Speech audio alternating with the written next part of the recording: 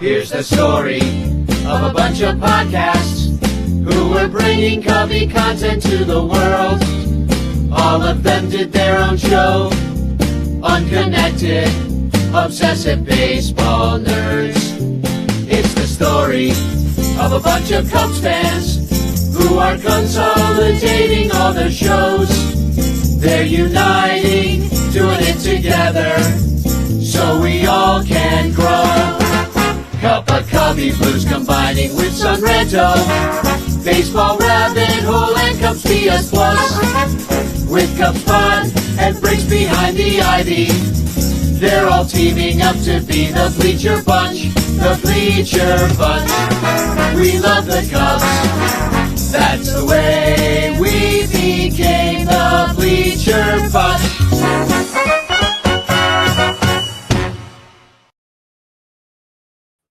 Well, hello there, and welcome to the Bleacher Bunch. It is on the Fan First Network. My name is Danny Rocket. Sarah Sanchez is here. Cubes fan Cotton is here.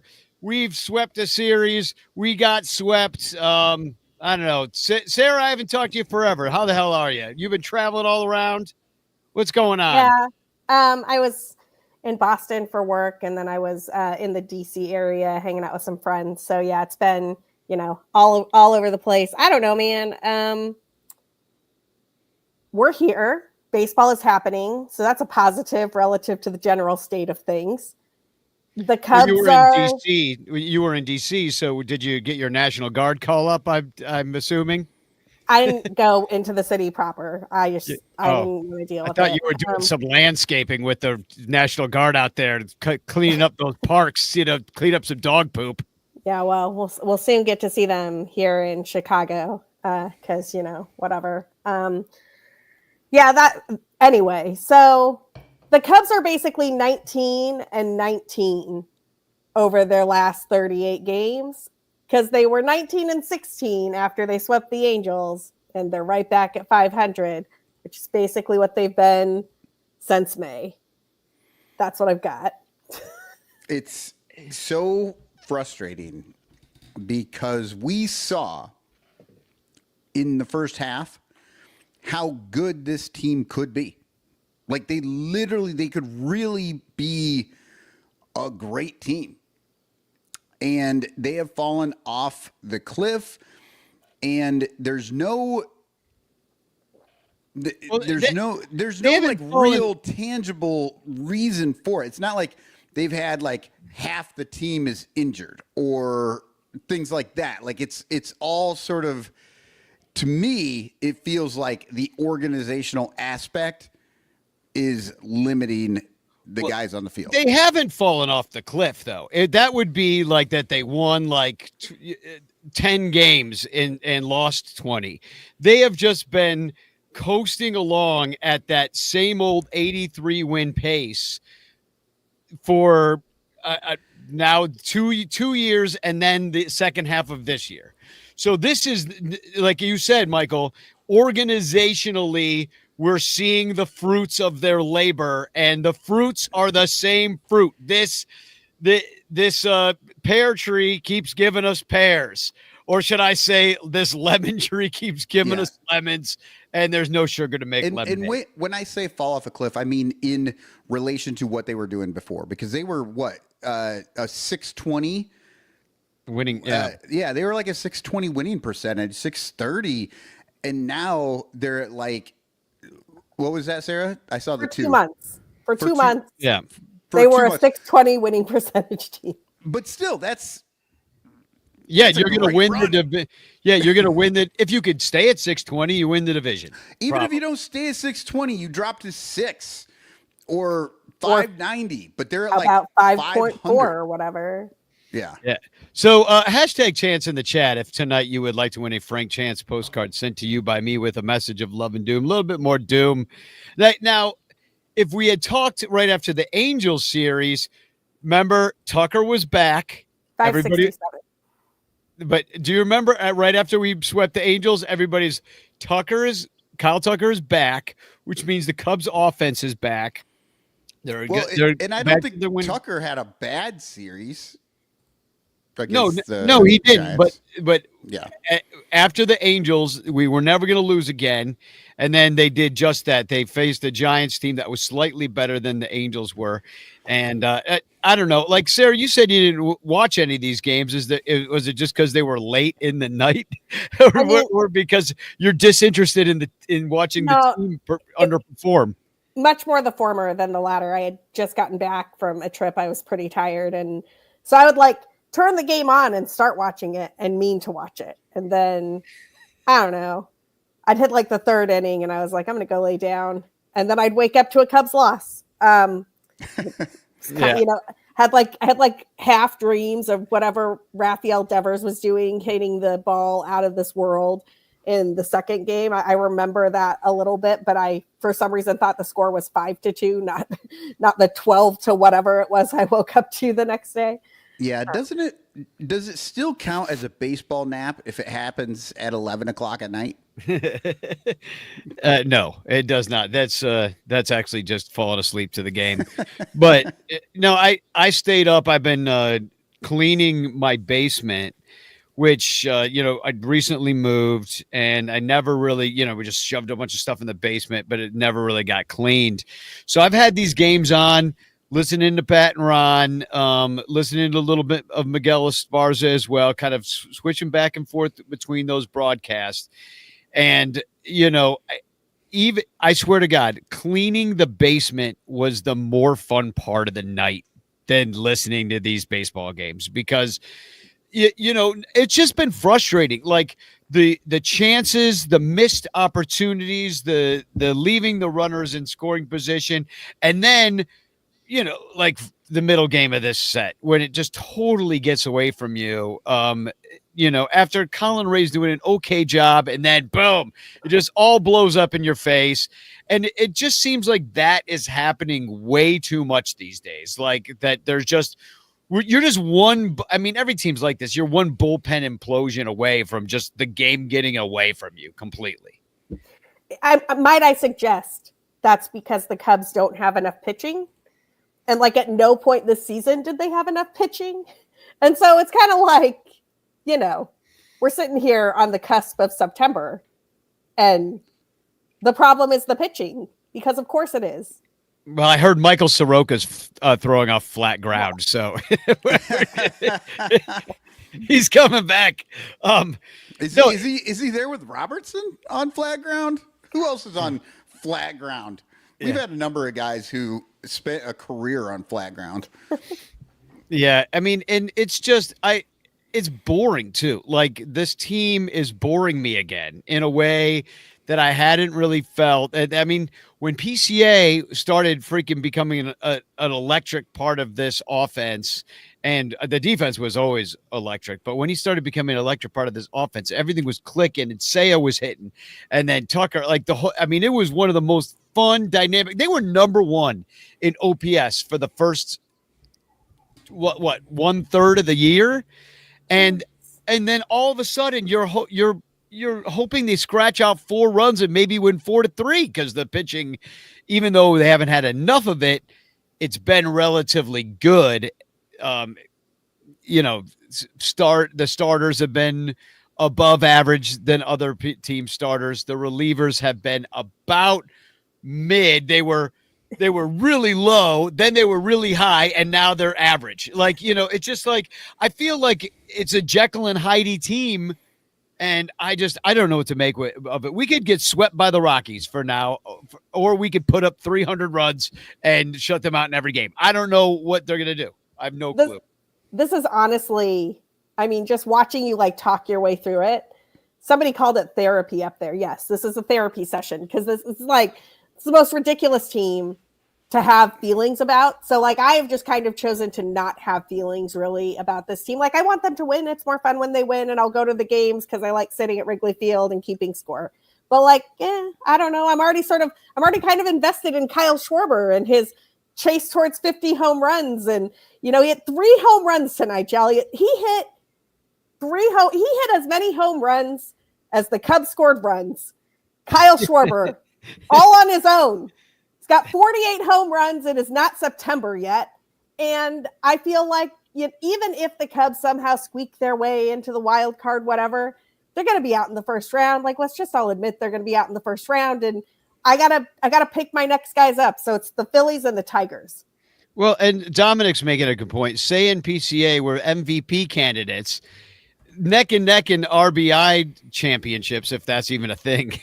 But now they're LVP candidates. What does that stand for? Least valuable. I was thinking L like in loser. But yeah, it's true. Like they've talked about falling off a cliff. Those guys have specifically fallen off a cliff. And although I do see signs of life in PCA, I don't say it looks lost. Yeah, Seiya seems to go up and down game to game sometimes. Like Seiya is weird. Like you'll watch him and you'll wonder what is he doing for a game, and then the next game he'll take 2 walks and have 2 hits, and you're just like, oh, maybe he's okay. Like he's so confusing. And I saw some graphic about Ian Happ being like the worst hitter in baseball by some metrics, and I was like, oh man. He was your number 3 hitter today. But, Owen. Wait, here's a question I want you both to answer. Is it more ridiculous that Ian Happ was number 3 today, or that Justin Turner was number 4 yesterday?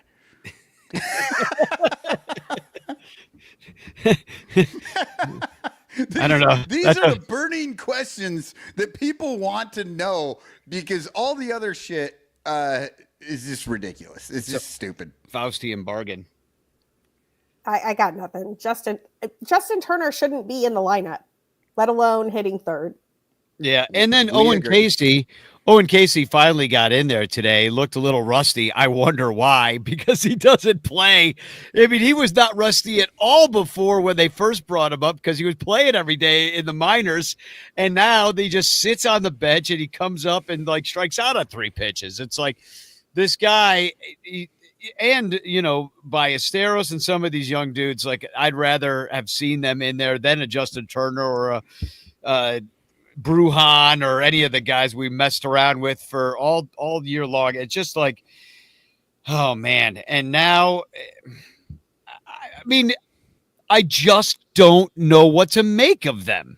Are they going to, like, what team, like you say, okay, they're just going to play 500 ball against bad teams and then back their way into the playoffs and then lose 2 of 3 at Wrigley and then call it a season? Is that your prediction?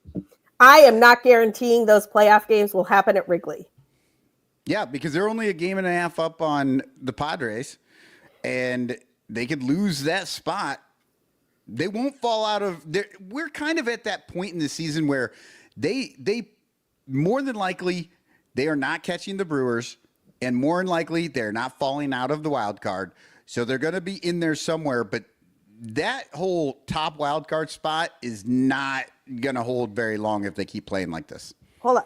I have to disagree on the last 10 games of the Cubs season looks like a trap to me. It is a trap.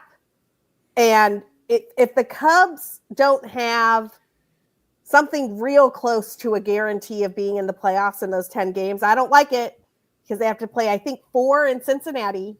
Yeah, and then they play 3. Then they come back to Wrigley for 6 games: 3 against the Mets, who are going to be fighting for one of those wild card spots, and 3 against the Cardinals, who would love nothing more than to wreck the Cubs season at Wrigley in September. And let me just ask you people, and I'm really not trying to be Debbie Downer tonight, but I've been staring at that stretch on the schedule for multiple months.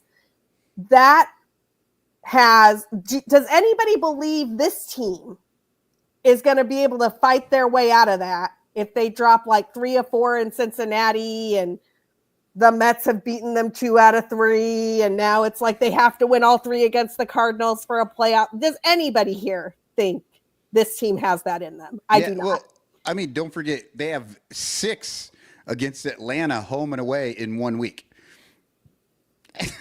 It's ridiculous. Well, and you have the Reds also fighting for a spot, so they've kind of fallen by the wayside. They've lost 3 straight now, but they're still 4.5 back, which is kind of getting out of striking distance. But they're not out of striking distance. If they sweep the Cubs 4 games, then they're right. I mean, they're in it, and they've totally destroyed the Cubs season at the exact same time. The Mets, same thing. They're fighting for that last spot too. You were hoping to be a little bit further ahead. You were hoping to be in freaking first place in the Central, but none of that happened. And you're right. The last 3 teams we play, Reds on the road, Mets and Cardinals at home. It just seems like a trap. You're absolutely right. And I don't know. And even the Rockies seem like a trap. Like I could see, I could see they're terrible, but they've actually been playing 500 ball. You're right about that, but if the Rockies are a trap, the season is over and they're not even making any of the wild. Like, you know what I mean? Like if they're at the point where they can't beat the fucking Rockies, like, come on. Like just mail it in, man. Just stop. Everybody should just like take a seat. The Rockies. Eric Cross, who is a really great fantasy baseball analyst, did this thing where basically took the 5 standard roto pitching and hitting categories, and he did all of the actual major league teams with those categories to see where people wound up. And you should go look this up because it's great, and there's lots of interesting things there. But the most interesting thing is that the Rockies are dead last, and they have 7 total pitching points, which means they have the least number of points in 4 of 5 categories, and then they got 3.5 points, which is third to last in one of the other categories, which is just like, it's abysmally bad. It should not happen. That is how bad the Rockies pitching is. So the Cubs better be able to like step it up, man. Because if they drop against the Rockies, I refuse to believe in anything. Right. Yeah, because they're still not scoring runs. They didn't score runs against the Giants. Yeah, and that's the biggest issue that I see in this offense. What did they score the other day? 3 runs. It was a 3-run homer. They are not manufacturing runs at all, which the Giants scored in like almost every way possible against the Cubs. I mean, that's what happens when you score 12 in one game. But also, they hit homers, but they also hit singles and doubles and sack flies and just got guys in. Yeah, a lot of quick innings. Just can't do it. Hi, I just need to, speaking of, Kyle Schwarber just hit his 4th home run tonight. The dude is at 49. God. Oh my God, 4 in a game is the tied for the all-time record. With Scooter Gennett. and Bob Horner. Didn't Bob Horner hit 4 for the Braves back in the day? But it's been a lot of really quick innings. Like today's game was 2 hours and 9 minutes. As I said, I've been cleaning my basement, and I was like, I'm going to put on the game. This has been every single game in this Giants series. Put on the game, clean the basement. Put on the game, clean the basement. And today, I was like, man, I only got a quarter done. It's already the 8th inning. Like, what's going on? 2 hours, 9 minutes today. So it's like, not only are they're not scoring runs, they're making it easy on the other team. They're just like 1, 2, 3, we're out. 1, 2, 3, we're out. I mean, and then they're going to blame the strike zone. Freaking Craig Counsell got thrown out of the game today on a pitch that was a strike. It was actually a strike. I was like, what are we arguing about? That is this team's mantra is let's take pitches that are maybe strikes, maybe balls. They're all on the line. Oh, we're so smart. We know everything about the strike zone. Like, I think that if you asked the Cubs collectively what their strength is, they're going to be like, we know the strike zone, because they're so proud of it. Every game, they're like taking all the walks in the world, taking strike 3s, taking ball 4s. Like, ooh, we know the strike zone. One thing they don't do is hit the goddamn ball into the grass where they then run around the bases real fast. That's the one thing they're forgetting to do. Yeah. Sorry, y'all. So I'm pretty sure Kyle Schwarber hit that in the 7th inning.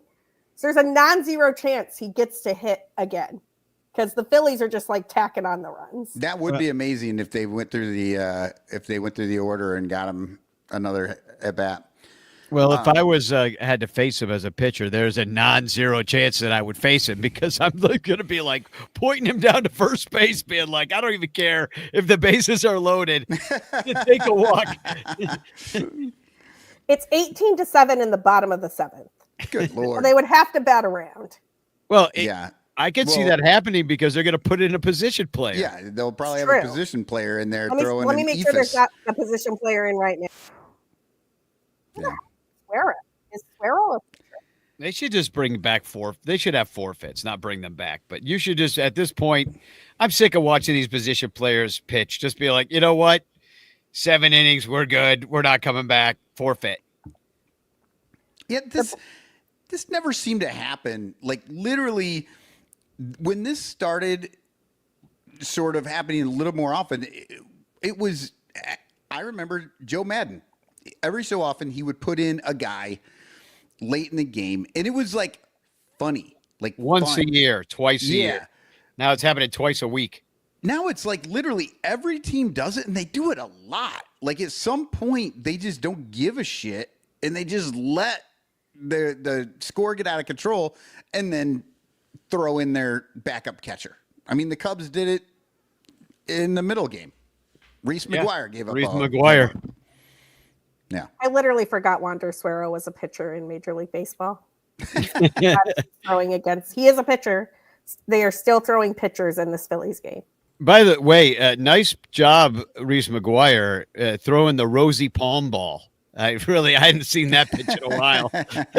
So, or the Harry Palm ball. I could have gone with Harry Palm, but I went Rosie Palm. Well, I mean, the scary thing is when he puts a little something on it, like you don't want to know what that is. Exactly. I'm definitely taking that pitch.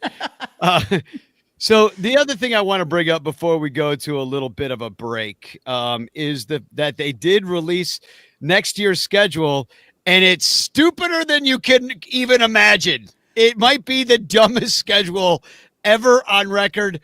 We're looking at a March 26th opening day at Wrigley Field against the Washington Nationals. And then to cap it off, the next team that comes into town to Chicago in March is the California Angels of Anaheim, where it's actually warm.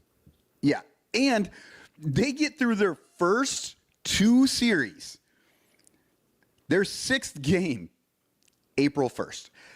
How are you getting 6 games in before April 1st now? Like it started with March 30th, 31st, okay. And now we're getting 2 full series in before April.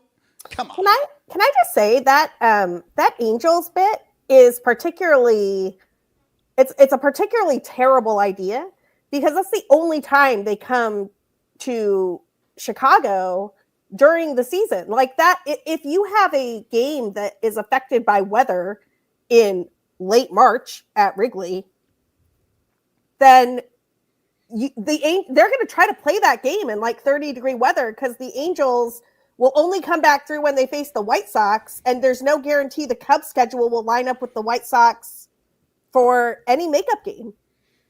Yeah, and not to mention the fact that for the first 4 teams we play, nobody gives a shit about because you got the Washington Nationals, which maybe you give half a shit because at least they're in the National League. But then you have 3 straight series with the American League.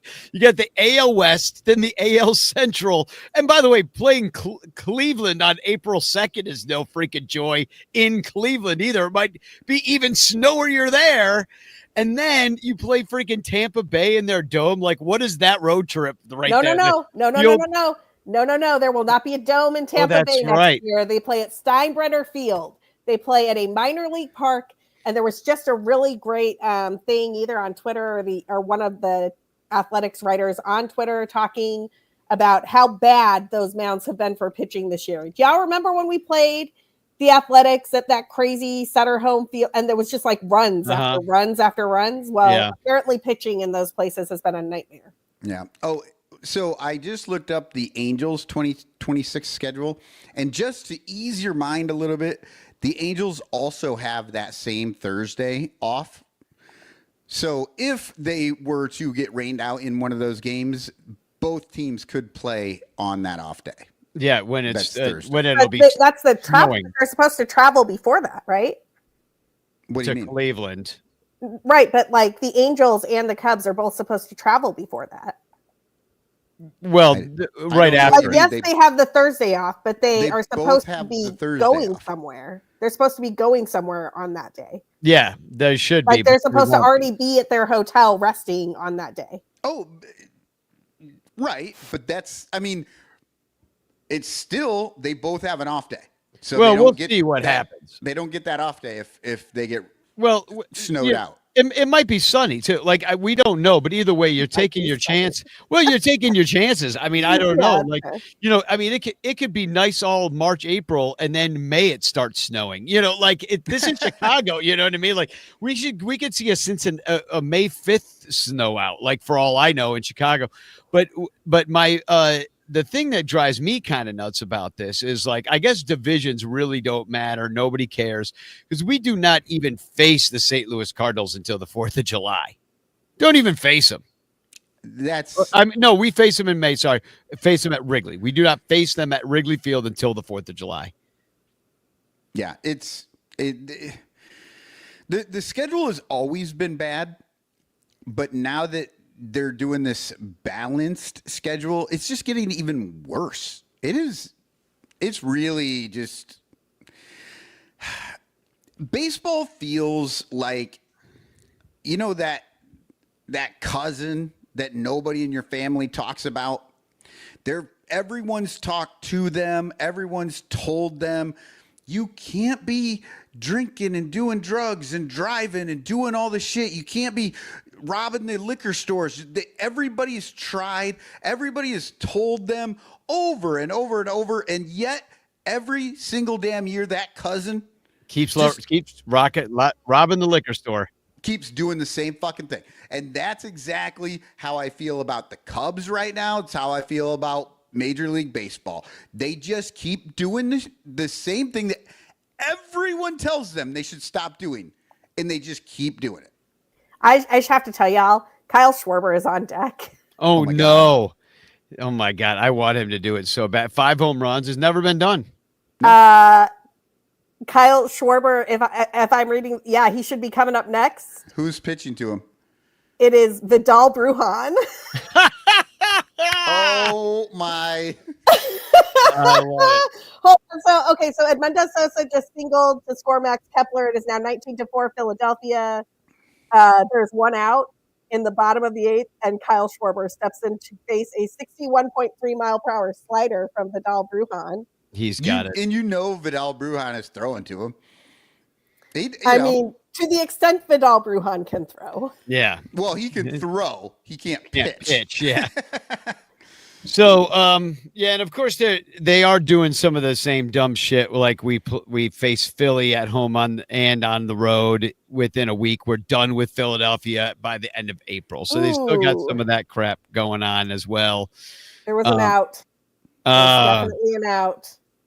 A 57.4 mile per hour slider from Vidal Brujan, and it looks like the great Schwarbino. Sorry for the pregnant pause here. I just don't. It's real slow to load over here on game day. Right. It appears. Tell me what he did, man. Kyle Schwarber.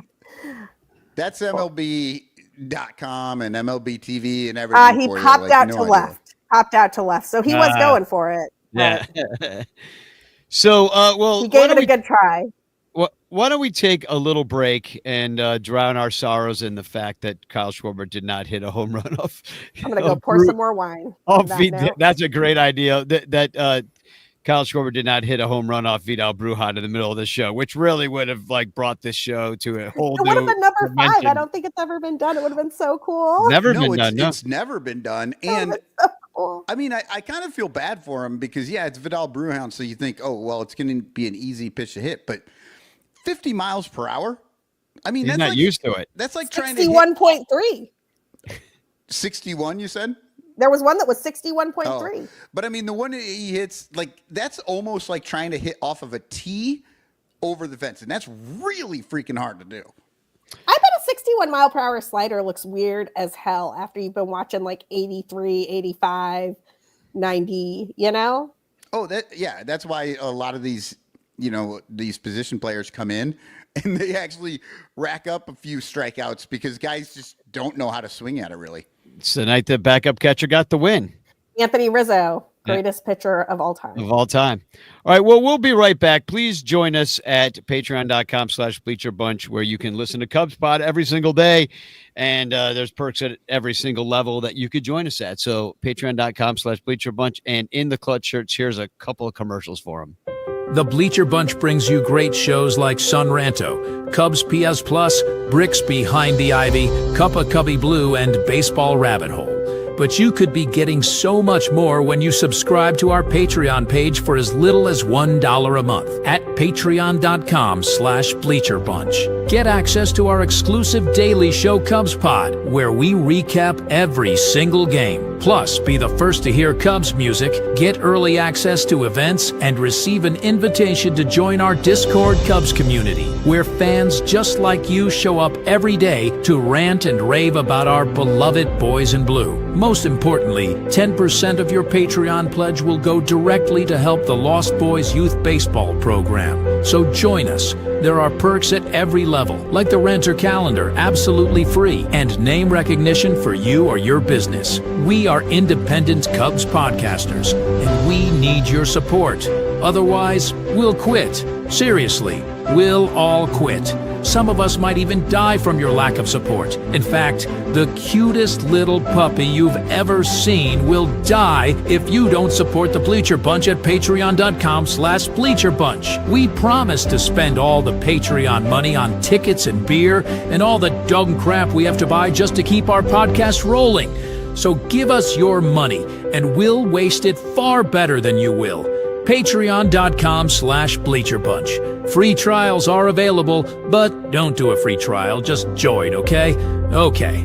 Patreon.com/Bleacher Bunch. In the clutch, in the clutch. Buy t-shirts from In the Clutch. Take it from the Bleacher Bunch. You'll love the shirts from In the Clutch. In the Clutch shirts are comfortable, stylish, and guaranteed to get you laid. Plus, they're proud sponsors of the Bleacher Bunch. Use promo code Bleacher Bunch for 10% off your purchase. Nice to feel and soft to touch. That's why you will get laid so much. Wearing a shirt from In the Clutch. And you can thank the Bleacher Bunch. In the Clutch, in the Clutch. Buy t-shirts from In the Clutch. Remember the code Bleacher Bunch. Save 10% at In the Clutch. In the Clutch, in the Clutch. In the Clutch shirts actually not really guaranteed to get you laid. We are back. Before I forget, I do want to drop a link in the chat. This is to our event in Cincinnati when we're going to be hanging out. We're getting some group tickets. You have to get your tickets by Monday. September 1st is the cutoff day. Go to sunranto.com/events. September 20th will be in Cincinnati, all going to the game together. And also, we're going to hang out beforehand at Binsky's Bar at 3 p.m. And then we'll all catch some rides. And I'm sure we can carpool over there. Live podcast, Billy DeVore and the New Nasty Boys. It's free. Bring whoever you want. Your ticket is not free, though. It's $25. And then we'll all go to the game. Hopefully, these are not too meaningful of games on September 20th against the Reds. I mean, hopefully the Reds, it's not too meaningful for them, except for trying to play spoiler at that point, not actually try to fight to get in. But Andy Wells is here saying, can't wait. And neither can I. I enjoy that ballpark. I enjoy hanging out with everybody. I know that Mike Leonard is coming. Kerry Myers coming to that one. Michael, you'll be there. Captain Cubbo may be there. He's trying to make that work. So that's exciting. And I forget who else is coming. I have the list somewhere, but yeah. Anyhow, that's look awesome. forward to seeing all you guys. Keep on buying tickets, and we'll see you on this 20th. You know what's amazing? I don't even know if I've ever actually met Mike Leonard. like in real life. Maybe at one of the events a long time ago, but he hasn't been to a lot of those. And I was in Colorado for most of the time. So Yeah. I'll be excited. Well, speaking of Colorado, I actually kind of wanted to. Oh yeah, Mike Waller's coming. I forgot. Mike Waller bought a ticket. He'll be there, so that's awesome. And hi, Mike. Mike, what should we talk about on the show? Mike couldn't be here tonight, but because he's working. But Mike, give us some topics. Mike probably watched the games though, so we might need to know what happened in the games. Well, I listened to the games, and I'm just saying that like I was bored. Shit, like it was more fun getting the dirt up off my basement floor than listening to the Cubs lose these 3 baseball games. Oh, and the TV broadcast was terrible. I did not watch the first game. I watched the second game and did the Cubs pod on it. In fact, but of course, I turn on the Giants because they've got Krukow and Kuiper. Krukow and Kuiper. Is it Krukow or Krukow? I don't know. Krukow. Mike Krukow. They're great. They are wonderful. And when I turned the game on this morning so that I could go through it, and I like to like just watch the game and click the 10-second ahead button, and I can just jump pitch to pitch to pitch to pitch. They're so good, I stopped. And I'm like, no, I'm just listening to these guys, and I'm watching this game. And, I mean, I only watched 6 innings of that blowout because, I mean, why would anybody want to keep doing that? But they're wonderful. And I turned on the, whatever the Cubs, that was the first one that popped up. It was on for, I don't know, 2 minutes. And I see T-Mac in a kayak out in the bay. And I'm like, oh no, I'm not doing this bullshit because they are going to show more of her kayaking than they are of the fucking baseball game. And I flipped over.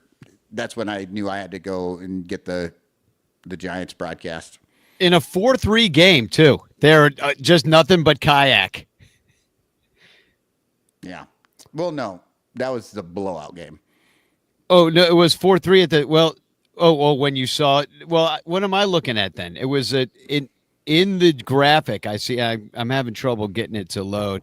But in the graphic, I see it's 4-3, and they've got Taylor McGregor in a kayak. Oh, maybe. Yeah, it's 4-3 in the second inning, or right after the second inning, because Nico had hit the 3-run homer, and then they had come back. It's 4-3 in the 5th. Oh, right there. And it was 4-3 in the second, and then it held for a little bit until it blew up in the 6th and 7th. But yeah, well, the game's close. That dude in the orange shirt, name's Dave. That's Ballhawk Dave. Nice. I mean, there's a Giants Ballhawk Dave.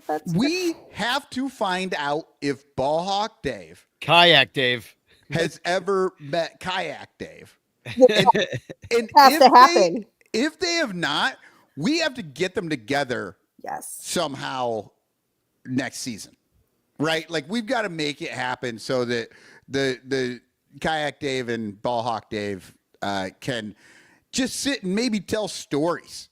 Like just have an event where the two of them just sit and tell stories about catching baseballs. I feel like it would be way cheaper to get Kayak Dave to Chicago than to get Dave prepared to kayak. Yeah. Well, and I'm thinking the same thing mainly because I don't know if Ballhawk Dave is going to be willing to get in a kayak. Well, this is my point. Like, it might be more expensive than just like renting a kayak because there might need to be like lessons and things. I was looking through some old pictures of going to that stadium and in 2016 and 15, and I took a picture of some guy smoking a freaking heater out there out on the bay, like one of those Ballhawk dudes. He's out there just like, and I didn't even know what I was taking a picture of. I just like looked at my pictures later from my crazy Zoom. And I was like, oh man, that guy's just freaking puffing on a fat stove. Listen, that's a good life right there. That's what I'm Kayaking, saying. Like, shagging baseball, for some home runs, getting high. But no, it's extracurricular after extracurricular. That's why I listen on the radio. And I saw that there's this other thing that they're doing every time Colin Ray is pitching. And there's in Iowa, there's what are they? they're eating. So in the last game, they had found out that there's a bar in Cascade, Iowa, where he's from. It's near Dubuque, that would give free drinks to everyone in the bar when for every strikeout that Colin Ray. And Colin Ray doesn't strike out a ton of guys, so they're giving up like 4 or 5 drinks during the day, but that gets people in, and then that's when Shambi stuck JD with mozzarella sticks for everybody. And mozzarella sticks are great. Yeah, but Mozzie sticks. Yeah, he got him to do the mozzarella sticks, and so they had to go back and actually send a crew to the bar to show everyone eating the mozzarella sticks that JD had to buy for them. I actually really need the Cubs to start selling mozzarella sticks in the concourse. They don't right now, by the way. Like the mozzarella sticks that got delivered to Boog and JD during that game came from the Catalina Club, which not all of us have access to. Okay, so step number 1, Cubs, mozzarella sticks, concourse. Thank you. Step number 2, the Cubs go on a winning streak. And then we get to claim that the mozzarella sticks are lucky. And we all have an excuse to eat a lot of mozzarella sticks during September because they're lucky mozzarella sticks. And you can't let the Cubs down the stretch. And I just feel like this should happen. I love that Sarah is simply just setting up an excuse to eat a shit ton of mozzarella sticks. And you know what? Mozzarella sticks really, it makes a great baseball food because it's a finger food. All you need is a little dipping cup full of the marinara. You're good to go. You get 5 sticks. It's like you can put them under the heat lamp and they'll still be okay for a while. It seems like a no-brainer. Probably actually better the longer they sit under that heat lamp. Yeah, the cheese gets all melty inside of that. So, I mean, and I'll say this much: with the last time I went to Milwaukee, I'm like, I got to get some cheese curds. And so I get the cheese curds, and they were terrible. They were just mostly breading. There was barely any cheese in it. And I'm like, how the hell do you have the Milwaukee Brewers, in the land of cheese, and fuck up cheese curds? But they managed to do it. It's a way for us to finally beat Milwaukee at something. Yeah, we'll beat them at Mozzie sticks. But we will fry cheese better than you, and that will be our legacy. This just got real sad. This just got real fucking sad. Well, that like, God, this goddamn Milwaukee team and everybody saying, "Oh, we got a chance." Like, we don't. No, do you know? Like, they would have to be so bad. And the Cubs would have to be so lost good. One of their 3 closers. Yeah, but still, they went 4-6 in their last 10. The Cubs went 6-4. Yeah, we haven't picked up any games since we've seen them. I think we picked up one game during the Angels series, and then we just gave them both. We gave it right back. Yeah. Yeah. So no, because right now I'm not looking at the wild card. God, I hate the Brewers so much. They just signed Eric Fetty. Yeah, we're 6.5 back, and weren't we? That's why where did the Cubs sign some guy like that? Why is Marcus Stroman not pitching for the Cubs right now? I don't know. They need somebody to eat innings. He's just sitting there. He doesn't have a job or a minor league contract or whatever. Like, just. But everybody the Brewers are getting Eric Fetty. Like, why couldn't we have gotten Eric Fetty? That would have been fine. Well, everybody loves Stroman for 2 months. Everybody does. I like Stroman beyond for that, 2 years, man. I thought he was great. No. It doesn't make any sense why they aren't. Well, they didn't make any moves at the trade deadline. They think they're fine. They've got their personnel. They're sticking to it. They don't want to mess with the plan that their little binder says is going to work out in the end. On paper, you can't make this a better team, Sarah. There's no paper out there that makes the Cubs a better team. Yeah, and unfortunately, Marcus very Stroman. Untrue. Like, I just don't understand why you're saying. Well, Marcus Stroman's a real living person. He's not made of paper like the Cubs. I'm like making they'll fun like. of. Oh, okay, I got it. I'm making fun of them looking at their binders and they're like, "We're excellent. The players just need to play to the back of their cards or better." Yeah, no, I'm with you. So two thoughts on that one. Number one, I will the most heartbreaking moment this side of the Schwarber non-tender and letting Wilson Contreras go to the Cardinals for me was last year when we found out that they blew past the first CBT threshold by like 47 cents. Because like truly, the only thing I thought worked at the corner of Clark and Addison were the Excel spreadsheets, but that was obviously incorrect because there is no way any rational actor would blow past the first threshold in a year where they were so close to a playoff spot by like $2. So I just genuinely do not understand what is going on over there because their spreadsheets are their paper, as Michael would say. Like clearly there's a problem with that entire equation. And you remember how that happened. That was the Morel for Paredes. Morel making 700,000 something, and Paredes making 3.2 million. Well, and now they're making sure it doesn't happen. They're staying like 12 million away. They're not even spending the Bellinger money, not even half the Bellinger money. They're not spending. Yeah, it's pretty disheartening, but at least there's a team like the Rockies that we get to go face, and they're terrible. And Danny, I had to look it up because you kept saying the Rockies are playing like 500 ball right now. Yeah. And I had to look it up because I'm like, I don't think that's true. They're playing 400 ball in August. Well, in August, but I'm talking about it's August 28th. I'm just saying the last like 10 days they've been okay. 10 days. Okay, because in August they're playing 400, and this is the best month they've had all season long. Yeah, so they're playing the best baseball of their season. And even though they're 3-7 in their last 10, I feel a winning streak coming. What is freaking wild about this team, and it is just so far away from any other team by like double or triple. Their run differential. Anybody want to guess what it is? Do you know what it is? I don't know what it is after today, but I think it was like 116 going into today. Oh no, yeah, it was incorrect. Ours are the Brewers. Sorry. The Brewers. The Brewers is like 161, and ours was like 116-ish. Oh no, not the Cubs. The Rockies. Oh, I don't know what the Rockies are. The Cubs are actually like the second best run differential in baseball, which does give you a little bit of hope. Like they definitely got run down by a historically hot Brewers team, and that is clearly fake. So the Brewers are still going to lose in the playoffs, y'all. Don't worry about it. The Cubs, I just don't have a lot of faith in the Cubs to pass them. Sorry. The Rockies, I don't know, negative 170. Michael, you got a guess? I mean, I'm looking at it right now, so you saw it? I can't do math that quickly, but I know it's amazing. All right. The Rockies run differential right now is negative 349. It is, yeah. I'm looking at it, and I'm like, oh my God, it's almost 400. What does that make their Pythag? Hold on, I got to go look up their Pythag. I'll be right back. They're actually a lucky team.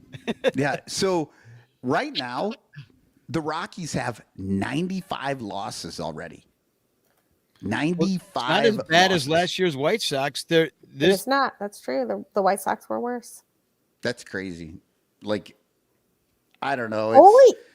Okay, so this is actually, wow, this is wild. So for those of you who are not like total nerds, your Pythagorean win-loss is based off your run differential for all intents and purposes. And I just kind of figured that with a run differential that bad, their Pythag must be way worse than their actual record. But it turns out the Colorado Rockies' actual record is 38-95, or was going into today, because it probably hasn't been updated yet. And their Pythag is 37-96. So they're just one win ahead. Right at it. Yeah. We got to face Herman Marquez tomorrow night, which kind of worries me because that guy seems to always beat us somehow. Well, did we face him in the first 3 games? Because, I mean, the Cubs swept the Rockies earlier this season at Wrigley. That was a team that could hit, though. Right. I can't remember if they actually faced Herman or not. I'm looking it up right now. I am unafraid of Herman Marquez at Coors.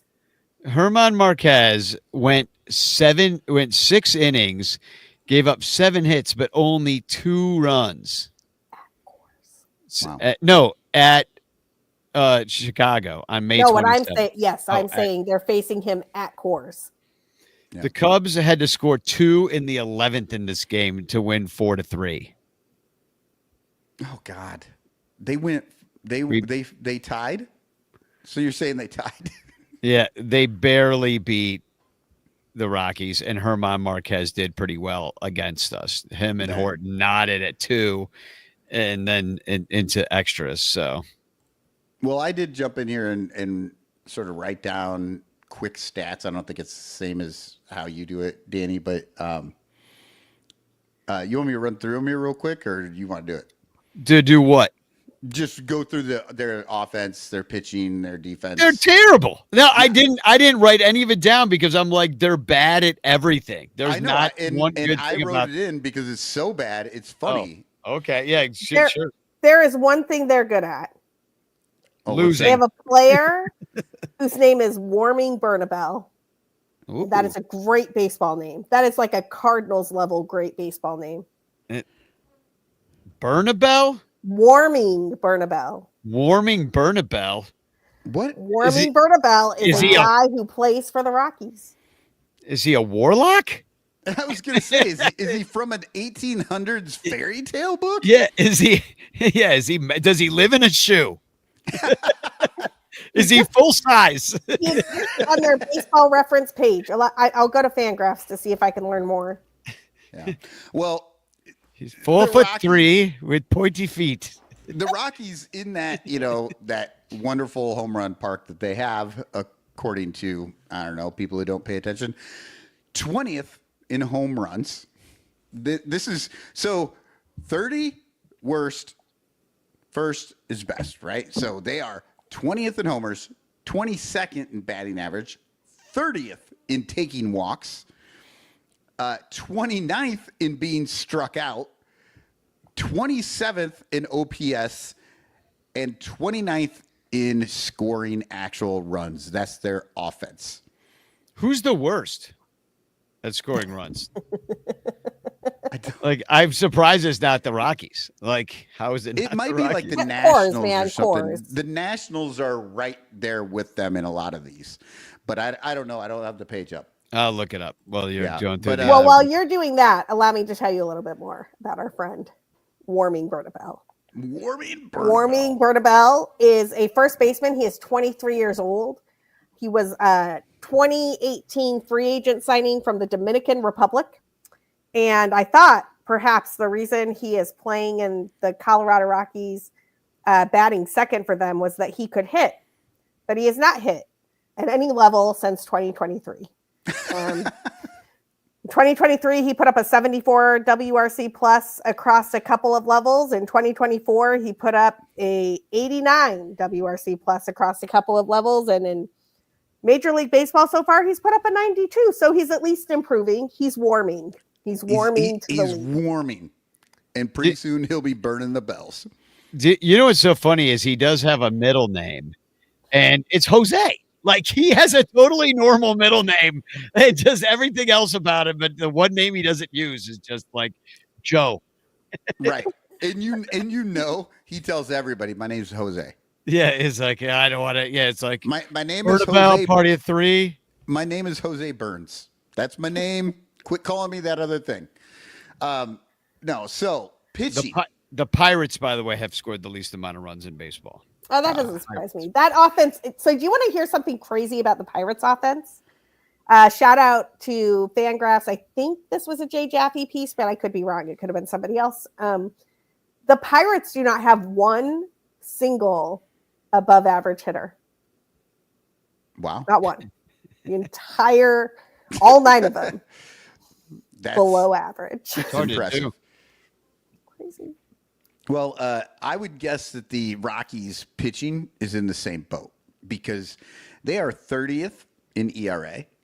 They are 30th in homers allowed. They've given up 194 homers this season. That's 5 more than the A's, who are 29th on that list. second, however you want to look And at they're it. playing in that minor league stadium. Yeah, 25th in walks given up. They are 30th, dead last in strikeouts, and it's by like almost 100. It's like, Oh my God. it's bad. And they are 30th in whip. Their whip as a team is 1.605. The Nationals are the next worst team. They are 29th, 1.45. Wow. That is a big difference in this like huge sample size that we have so far. Yeah, it's insane how bad they are. And then in defense, the Cubs, you know, as we know, they are third in DER. They are a good defensive team. The DER is third. The Rockies are 10 times worse than that if you don't know how to do math. They are 30th. They 30th? are dead last. So they're in DER. bad. Well, and that's a tough. That's such a big field that it's kind of tough to play out there too. But they're just I not. I don't think it matters though. I don't think it matters where they're at. They are just that bad. Now, so there's teams like the Rockies, but they still want to like do expansion. Like, where are these players going to come from? They can't even make the Rockies work. I think that might be the Rockies' fault, though. To be clear. Well, it's where are you going to get these players from? I mean, the Rockies just can't. There's like players that aren't playing. They're just. I do actually think there are some pretty good players in AAA who could probably handle major league playing time. I don't know if there's 2 full rosters of them, but like Bubba Chandler did not need to like hang out in the Pirates farm system for the last 5 months. Like that was a joke and totally ridiculous. Oh yeah, and we in Ballesteros. Yeah, should like just be sitting down there. Ballesteros, Owen Casey Kevin should have been Alcantara, down and there. Owen Casey should all Be have been playing in MLB this season. And if they were on the Rockies, they would have been up for 2 years already. They would have been. I don't know, man. Last It's year. so weird about who they promote, but like what I'm saying, like there's guys, you know, like Jonathan Long. Jonathan Long is a major league ready bat who could play first base passably, probably not anywhere else, but like he's not up because Michael Busch exists and the Cubs don't know how to trade people for good things. So Is he's Jonathan like Long a left-handed hitter? Or is he a right-handed hitter? Because if he's a right-handed hitter, he should be Justin DFA Turner. Turner and bring the kid up. I mean, Have you heard about Justin Turner's intangibles? yes. You mean his fake ball sack? Jonathan Long is a right-handed hitter. Oh my God! Why are they not so freaking annoyed? Like Jonathan Long is hitting 305, 405, 492, and 520 AAA plate appearances. He has 19 home runs, strikes out 19.2% of the time, and walks 13.1% of the time. oh my God! See, this is the thing. This is a team who organizationally they are run by Jed GPT bullshit. These fucking little cards that have hole punches in them that fucking tell them how to make a lineup every goddamn day, and they keep coming up with Justin fucking Turner only because if you have a left-handed fucking pitcher, the hole punch goes to Justin Turner instead of Michael fucking Busch, and then they're like, oh, all these numbers say that Justin Turner's the fucking best. The whole goddamn team is run by these fucking fake-ass numbers. But the real number, the only number they really care about is the fact that he's making like $6 million because none of the other numbers make any fucking sense. So then all of a sudden, Jed fucking Hoyer's like, oh, these guys, oh, he's got intangibles. Intangibles. Let me tell you about the intangibles. Fuck you, man. You can't have one guy on the team who gets fucking $6 million for intangibles and isn't allowed to fucking just get kicked off this team when you have another guy who could have those fucking intangibles. We don't know. Nobody knows who the fuck he But is. does he because have won't a- bring him up? But does he have a fake plastic ball sack? We know that Jonathan Long has one of those. So Justin Turner has one. We know that. Okay, look. I don't know anything about Justin Long. If he's a white Jonathan guy, Long, he's great. Jonathan Long. If he's a white dude in Des Moines, there's a very high chance that he has those nuts hanging from the back of his fucking pickup truck, and all he has to do is just bring them with him. Well, on that note, I think Well, that's I a great place to pretty much end it. I too. do think don't we get expanded rosters at the start of September? We Yeah, do. we get 2 more players. So they could theoretically Get bring Turner up hitter. Jonathan Long. They should, honestly. Like But they Jonathan won't Long, play him. Justin Turner can sit on the bench and coach PCA. Oh. And they'll use the extra roster spot for Jonathan Long. Sarah, from your lips to Ratface's fucking mouth saying, let's play the kids, it's just not going to happen. You know. I'm Danny trying. knows. I know. The fucking ranchers all know. You're gonna Just sit there. random fucking people who haven't watched baseball know. Like, they could just fucking turn on TV and watch Justin Turner. Like, why the fuck is this 40-year-old leprechaun out there playing? Everyone knows. And yet they don't do it. Yeah, well, they've heard of Justin Turner. They never heard of Jonathan Long. He could be anybody. Well, let's give away a hashtag. Well, as long as he's got truck nuts hanging from his fucking pants, everybody will know his name next week. Well, one name that I want to know right now is hashtag chance in the chat. So it's your last chance to get in on the chance. Oh no. Hold on. It's going to take a second. I believe Yumper might have nailed it. The team lives to annoy you, Cotton. Oh my God. It feels like that. It really does. Okay, now I got the chances in here. Okay, let's try this again. And here we go. All your chances in. I did not join this time. Here we go. Who's going to win it? Somebody's going to get a lot of doom. I think, Michael, you should send this postcard. This should be from you. Josh! Because you could rant really nicely in a well, I don't know if you could be concise enough for. I don't know if there's enough room.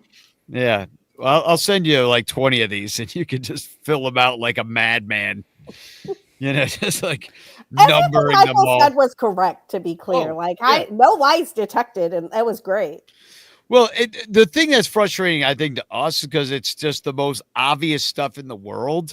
Like when we were coming up with these concepts, all three of us watched the team a lot. So we talk a lot about this stuff. So we've all kind of, and we've argued, had differing opinions at times too, but we've all watched the flaws of this team and identified them a long time ago. What's frustrating to us is that then other people, we see them wake up to it. Other fans that maybe watch a little bit less than us or listen to different podcasts or whatever, then they wake up to it. And now that's been a good year that they're waking up to the stuff that we said 2 years ago. Okay. Then now you're in this place where everybody seems to know what the problems are. And the people that actually run the team, Tom Ricketts, Jed Hoyer, Ratface, they do not change anything that they do. They think they're perfectly fine. It's Emperor wears no clothes. And we just never get any of our problems solved. Jed Hoyer was extended. Yes, they love it. They think he's doing a good job. The man got more money to keep doing the thing he's been doing. And we're all supposed to be totally fine with this. Yeah, what did I say early in this season? The worst thing that could happen is that the team's going to do well and they'll extend Jed, because this team is not the team they have for next year. Move it to Rosemont. Just be done.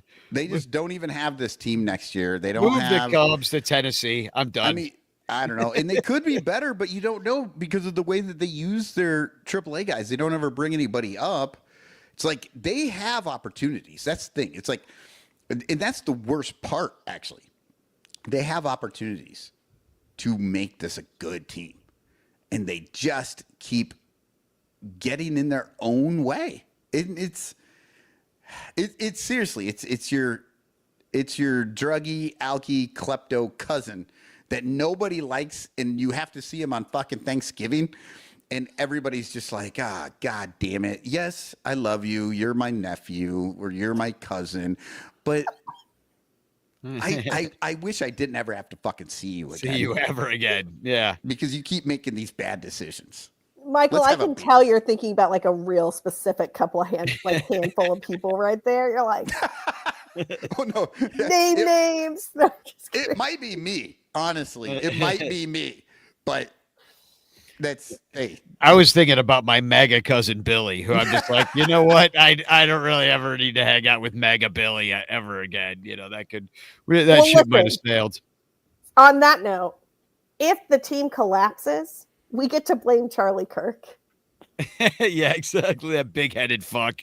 God damn. Yeah, I'm so embarrassed that guy he's from my town. He's from the town I grew up with, and I grew up in, and he went to a neighboring high school, Wheeling, I believe. He went to Harper College, which is a lot of people, who go to community college from my high school end up at Harper. He dropped out of there. But like that dude is one of the Sarah, you debate for a living. You are a professional debate coach. His style of debating is just to like take any random thing you say and just say, well, that's why you hate America, because you think that one time you saw a flag and it was on the ground. You didn't do anything. So you hate America, don't you? Does it mean you hate America? Like he just attacks and attacks and attacks and then blows off some like quote unquote fact that he's never proved. Like you're supposed to know it. Like he argues the semantics of it and not actually honest points. I don't think what most of those people do is actually debate, because you have to listen to arguments and respond to them in a debate. And a lot of what they do is just propaganda. It doesn't have anything to do with having a conversation, furthering a conversation, coming to a conclusion. It has everything to do with like making you look over here instead of here at the thing that we were talking about. I just more think that, and sorry, I'm not trying to derail right now. We should go back to Cotton Rants, but I just also think that like we're in a moment where they're about to try to fucking occupy Chicago, and that shit is crazy. And I don't know what country you all were taught about, but that is not the country I was taught about. So I'm gonna resist that shit with every fiber of my being. And it sucks to see that, smiling in the arms of two of the youngest Cubs for everybody to see. So maybe that's why I don't give a fuck right now about like, wins and losses or whatever. Like I'll go to the games during the homestand. I'll keep score. I like sitting in the sun at Wrigley. Yeah. Rather they be in the playoffs than not. Perfectly happy to cheer for Kyle Schwarber and Javi Baez instead. It is super hard. It's very hard when you learn these things, and it sucks to have to learn them. I mean, back in the day, there just wasn't like all this shit that we would just find out everything about the players. I kind of miss that. Me too. Michael Jordan, probably the biggest asshole anybody's ever met, but fucking Michael Jordan's smart enough. He's like, when social media came around, Jordan was like, not doing it. I don't do that shit. Well, I don't do no social media. About Charlie Kirk, Tom Cooper says he just needs a good punch in the face, but I don't know anybody with a hand big enough to punch that man in the face. That is one giant face that Charlie Kirk has. I don't know. It's like somehow like they must have like, how like sometimes that you'll get a baby will get the back of its head flattened because it was laid. They must have laid that Charlie Kirk straight on his face, because the whole thing is just like flattened out like a fucking pancake. I mean, oh man. Let's go back to some good news, because I want to share this one. On a baseball note, is 4 home run and 9 RBIs good? We were talking about the Great Schwarbino as it was happening. We had it here first while it was going on, but yes, that is good. And one thing I did not get to say, because we went to break right as we were done talking about Schwarber, that 9 runs batted in, Phillies franchise record for the King. Schwarbino forever. Yeah, and And then the back of his baseball card, and then some kid will get it in like 10 years, be like, oh, look, I didn't know he played for the Cubs. Yep. And you'll be like, oh. Goddamn Cubs legend in the postseason. And just let him walk. Just push. I'm sorry. Didn't let him walk. Pushed him out the door. For nothing. His ass out the Got door. nothing. For nothing. Saved $2 million when they signed Jock Peterson instead. Yeah. Here, you know what? I'm going to change the subject here pretty drastically to something that's actually kind of a good thing. That's kind of an interesting thing. I was looking at the Bleacher Bunch YouTube. We have 972 subscribers. That means we are 28 subscribers away from 1,000. And shout out to Jeff Rogowskis, who runs that channel, because we have Sunranto YouTube, we got the Danny Rocket YouTube that we stream on, but we've been trying to build up that Bleacher Bunch YouTube this year, and so that's just within this year that we've gotten nearly 1,000. Please let your friends know. Let's get before the end of the season. Let's top that 1,000 mark. And And John Croteau. I clicked at the same time as you. Yeah, Johnny Onomatopoeia, John Croteau. 1,000 equals monetization. And then let the pennies roll in. And the pennies. You know, and just we might eventually afford a beer bat in 2028 if there's a baseball season in 2028. Yeah, and I do want to mention that Johnny Croteau, aka Onomatopoeia, his bachelor party is going to be September the 6th in Wrigleyville. We're going to be hanging out at the game, and then the Bleacher Bum Band is going to play with Johnny Onomatopoeia at Output Wrigleyville right afterwards. The show is free. The game is not. You got to buy tickets from the stupid Cubs for that. But I would never do that to you. So our show is free, and come see us, and come wish Johnny a happy wedding. He's getting married October 4th, I believe. Oh, good. I'm sure you'll be able to attend without any concern about the Cubs still being in the playoffs. It shouldn't have a problem. Like, you know, season will be over and done by then. Yeah. Oh yeah. Johnny says 10-4, good buddy. Ah, there you go. 10-4. Love it. So, and yeah. Go ahead, Sarah. I just want to share one more fun Schwarber fact from Joe Orico, who writes over there at Fangraphs. He is the 19th player to have a 4 home run game. There are fewer 4 home run games in baseball history than there are perfect games. Anyway, keep going. Wow. I'm just going to keep reminding us all that Jed's initial move to non-tender Kyle Schwarber. Actually, he might have traded Yu Darvish and Victor Caratini for teenagers first. At least one of those teenagers finally took some major league at bats. It's riding the pine right now. But anyway, my point being, oh no! Oh no! I point that out all the time. You froze mid karate chop. You were coming down with it. Well, I tried. Too. That was good.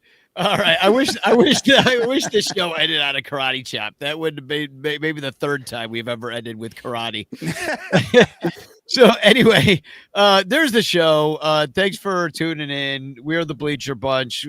Please join us, patreon.com/Bleacher Bunch. Hopefully we'll see you next Saturday at Johnny's bachelor party. Hopefully we'll see you in Cincinnati on the 20th. Buy your tickets at sunranto.com/events. And if you want to come hang out with us anyway. And that's the show. Sarah, thanks for being here. It's great to see you again. It's been a moment. Cotton, I see you all the time. It's always good to see you. Yeah. Thank you. Oh, and you know what? If you want to see me a little bit more, subscribe to Sadistic Penguin Studios on YouTube as well.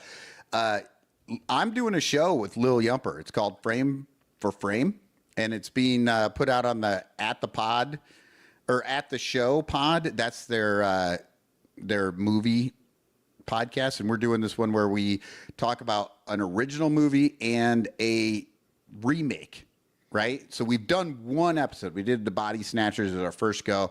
We're switching some things up, but our next one is going to be Bad News Bears. We're going to do the original 1970s, and then we're going to talk about was it 90s or was it 2000? I think it was 2000s remake of it.